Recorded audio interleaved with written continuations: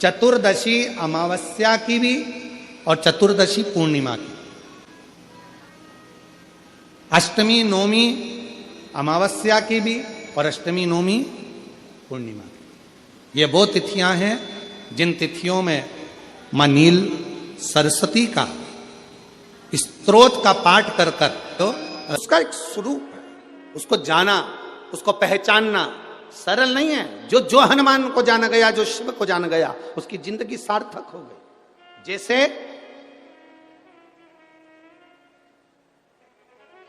आप एक बेलपत्र,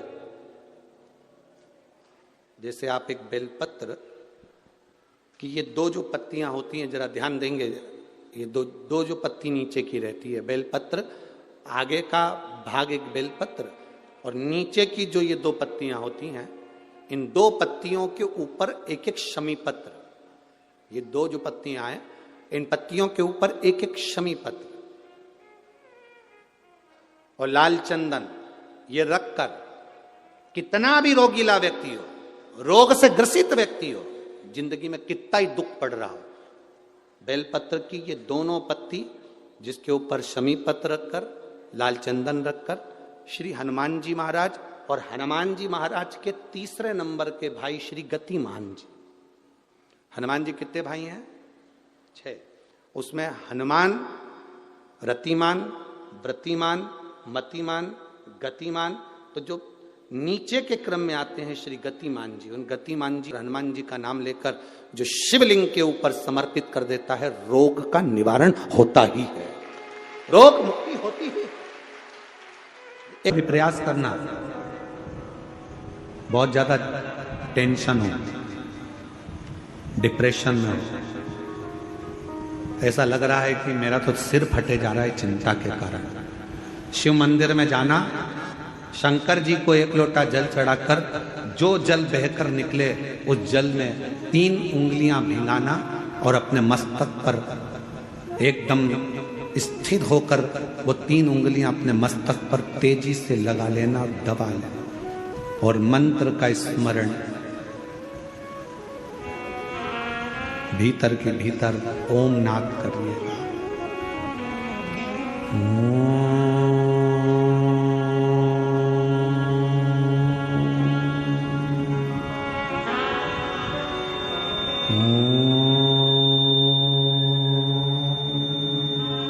भीतर नाद। चलो एक प्रैक्टिकल करके देखते हैं। अपना सीधा हाथ लो, हृदय से विचार करो कि मैं शंकर भगवान को जल चढ़ा रही हूं एक लोटा। जमीन पर उस हाथ का स्पर्श करो। अभी की अभी देखो, जितने बैठे हो सब, और बिल्कुल स्थिर रहकर जमीन का स्पर्श कर कर 3 उंगलियां लीजिए हाथ में और अपने मस्तक पर बिल्कुल दबाकर नेत्र बंद करिए, एकदम सटीक बैठिए स्तुप, और सबको बोलना है 3 बार ओम का नाद अच्छी तेजी में, अंदर से बोलना है, बाहर से नहीं, चिल्लाना नहीं है, नाद करिए। सिर में दबाओ 3 उंगली को और बोलना प्रारंभ करो।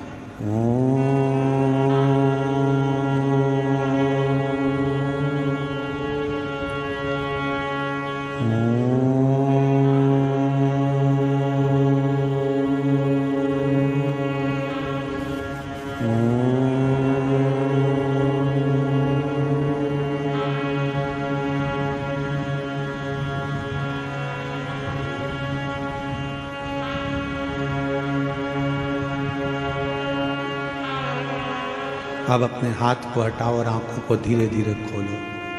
आपको ऐसा महसूस होगा कि ऐसा लग रहा है कि मैंने 12 ज्योतिर्लिंग यहीं दर्शन कर लिए। एक क्षण में शिव का सात्विकता, शिवोहम शिवोहम शिवोहम, शिव मेरे भीतर और मैं शिव के भीतर हूं, तो दर्शन।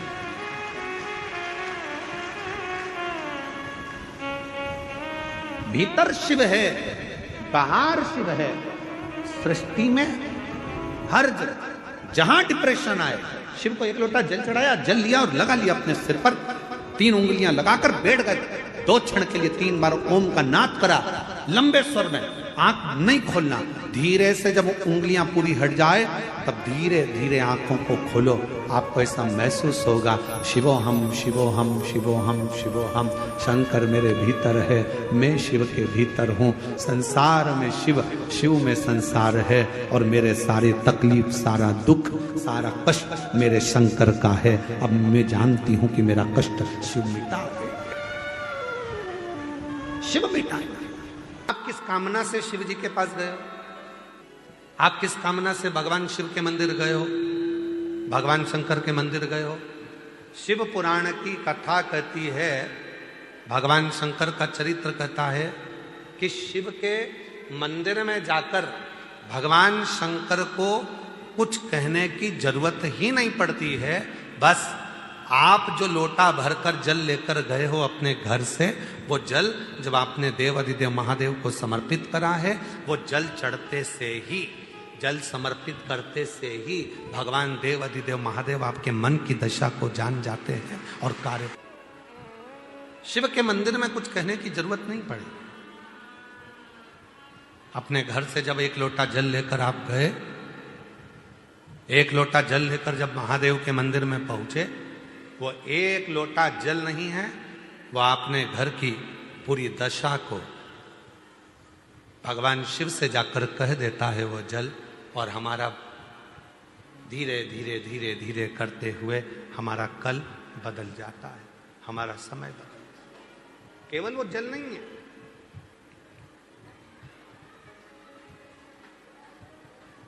शिव से अपने मन की बात, भगवान शंकर से अपने हृदय की बात, शिव से अपने मन का भाव जब हम कहेंगे, वो स्वीकार करेगा।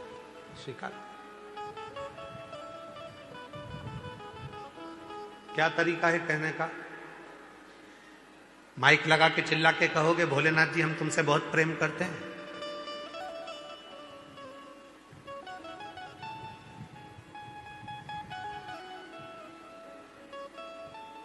प्रेम प्रकट करने का तरीका क्या है? तो कहा, एक लोटा जल जब शिव जी को समर्पित करो, उस समय पर अपने भाव को शुद्ध रखो, निर्मल रखो, मन पवित्र रखो और शिव को चढ़ा दो। क्या चढ़ाना है? तो कहा जल, उस जल के साथ में चढ़ाना है अपना निर्मल भाव, निर्मल चित्त, निर्मल मन, शिव को समर्पित कर। कई लोग कहते हैं गुरुजी हम बहुत टेंशन में रहते हैं, हमारा कोई भी काम बिना अटके तो होता ही नहीं है, बिना अड़चन के तो हमारा कोई कार्य होता ही नहीं है, कुछ ना कुछ अड़चन जरूर आती है मेरे काम में। हम उनसे निवेदन करते हैं, तुम अकेले ऐसे पैदा नहीं हुए हो कि तुम्हारे काम में अड़चन आती है।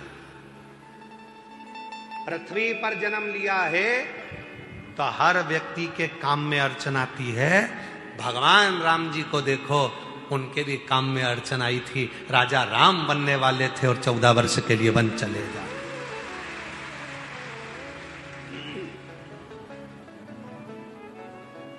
भगवान कृष्ण को देख लो, उनके भी काम में अड़चन आई, राम जी के काम में अड़चन आई। जो पृथ्वी पर जन्म लिए हो तो थोड़ा ना थोड़ा काम में तो अड़चन आई। और कहीं का महाराज तुमसे कह दे कि मैं ऐसा तुझे कर दूंगा, बस तू पहन लेना और तेरा काम हो जाएगा, कोई अड़चन तेरे पास नहीं आएगी, तो तुमसे अच्छे अच्छे महाराज तो भगवान राम जी के पास भी थे। राम जी ने एक से भी नहीं कहा कि मेरी अड़चन मिटा दो, क्योंकि भगवान को मालूम था ये कर्म के लेख में जो लिखा कर आया है उसको अपने अकेले को ही काटना पड़ेगा, कोई नहीं काट सकता। इसको अपने को स्वयं को काट, यहां कोई दूसरा नहीं काटेगा, यहां कोई दूसरा नहीं काटेगा। इस कर्म के लेख को तुझे काटना, इस कर्म के लेख को कोई दूसरा नहीं काट सकता। इस कर्म के लेख को मुझे खुद को काटना, स्वयं को काटना, कोई दूसरा नहीं काटेगा। इसीलिए अड़चन आ रही है, आना।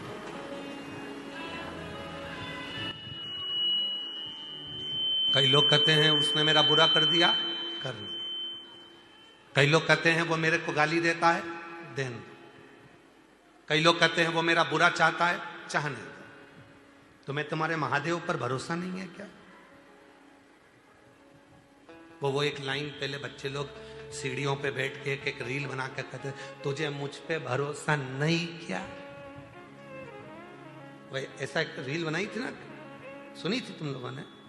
क्यों मालेगांव वालों, सुनी थी? तुझे मुझ पे भरोसा नहीं क्या, ऐसी रील बनाई थी पहले किसी ने, तुझे मुझ पे भरोसा नहीं क्या। उसी तरह महादेव कहते हैं दुनिया तुझे गाली दे, अपशब्द कहे, ताने दे, आड़ा टेढ़ा बोले, बुरा बोले, आड़ा टेढ़ा बोले, चाहे गाली दे, चाहे अपशब्द कहे, चाहे दुनिया के लोग कितना भी तुझे आड़ा टेढ़ा कहें, तो चिंता मत करना, मुझ पर भरोसा करना, तेरा एक लोटा जल खाली नहीं जाने, खाली नहीं। जैसे आपसे कहा था शिव जी के मंदिर में जल चढ़ाने जाओ तो लोटे को खाली लेकर नहीं आना चाहिए, बोला था कि नहीं बोला था? खाली लेकर नहीं आना है। शंकर जी के मंदिर में जल चढ़ाने के बाद वहीं का जल 2 बूंद उसमें लेकर आओ, उस जल का आचमन करो, अपने घर में प्रोक्षण करो। क्यों? क्योंकि हम हरिद्वार नहीं जा सकते, हम बार बार काशी नहीं जा सकते, हम बार बार मथुरा वृंदावन नहीं जा सकते, हम बार बार अयोध्या नहीं जा सकते, हम बार बार ओमकारेश्वर नहीं जा सकते, हम बार बार उज्जैनी अवंतिकापुरी नहीं जा सकते, हम बार बार मानसरोवर नहीं जा सकते, हम बार बार कैलाश की यात्रा नहीं कर सकते, हम बार बार बद्री केदार नहीं जा सकते, हम बार बार पशुपति नाथ नहीं जा सकते। तो क्या हुआ? हम कहीं नहीं जा सकते, पर अपने घर के पास के शंकर के मंदिर तो जा सकते हैं। जब हम मंदिर में जल चढ़ाएंगे, वो जल जब चढ़कर आएगा तो जितनी संसार की नदियां हैं, जितनी पवित्र नदियां हैं, जितने कुंड हैं, जितनी बावड़ी है, जितने सरोवर हैं, जैसे ही शिव पर जल चढ़ा वो सारा जल पवित्र नदियों का जल बन जाएगा और वो जल हम लेकर आएंगे। तो हमें रोज काशी, अवंतिकापुरी, उज्जैनी, ओमकारेश्वर, हरिद्वार, प्रयाग सबके स्नान का फल 1 सेकंड में मिल जाएगा। शंकर के चढ़े हुए जल को लिया, अपने ऊपर प्रोक्षण किया, बस तुमने हरिद्वार, प्रयाग, काशी, अयोध्या, सरयू, गंगा, यमुना, कावेरी, मंदाकिनी सब 1 सेकंड में नहा ली, 1 सेकंड में।